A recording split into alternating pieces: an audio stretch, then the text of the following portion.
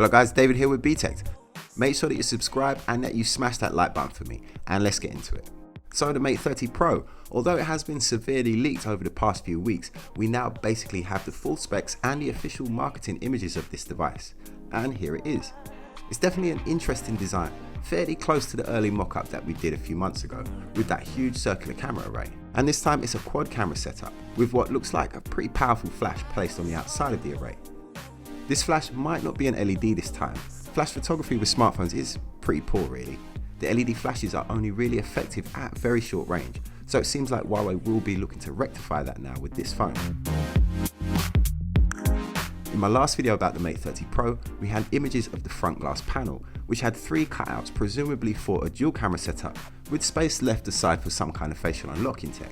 Turns out that it's a triple camera setup, one wide and one ultra wide, and the third space occupied by a time of flight sensor, which can also serve as a 3D facial unlocking system, as well as giving accurate subject separation for portrait shots.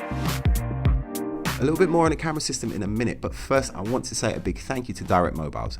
Over 24 years of award-winning customer service, the best place to look if you need a new phone, as their comparison tools compare all of the available deals with all of the UK networks, all in one place. Check in the video description below for a link, or search directmobiles.co.uk. Now I'm actually really excited about this camera, as this time we have 2 40 megapixel sensors. One will be the Super Spectrum sensor that debuted with the P30 Pro, giving it amazing low light thanks to its RYB setup rather than RGB. But the second 40 megapixel sensor is a specialist video sensor, which is amazing, but it's left me a little bit puzzled. Huawei are actually calling it a cinema camera, and if that means that this is a specialist video sensor, then it's long overdue in a Huawei smartphone. The P30 Pro and the Mate 20 Pro for that matter both excel with photography, but come up short when it comes to video, so I am really excited about that. So why has it left me puzzled? Well, unless Huawei are planning to shoot 8K video with this phone, for video 40 megapixels is unnecessary. 1080p video is the equivalent of 2 megapixels, 4K is the equivalent of about 8, jump up to 8K and you're looking at about 33 megapixels, 33.17 to be precise. So technically a 40 megapixel sensor is capable of shooting 8K video. And although unlikely, I am quietly hoping to myself that the Mate 30 Pro will be the first phone to shoot 8K. It seems like a bit of a long shot, but I wouldn't put it past them. Of course, a feature like this all depends on the power of the processor. The Kirin 990 is expected to debut in this phone. Traditionally, Huawei have a press conference at IFA in Berlin where they reveal their new in-house chipset. I'll be attending that, so we'll be very keen to know whether or not this chipset is capable of 8K. As usual, we will bring you all of the details as soon as we know. The third camera is an 8 megapixel telephoto lens, and not the periscope style zoom that's in the P30 Pro. This camera will give you a 3x optical zoom in the traditional way. And then of course, the final camera is the all-important time of flight 3D sensor. The Mate 20 Pro introduced the 40-watt supercharging system, which all year has been the fastest around until the Note 10 recently beat it with its 45-watt wide charging.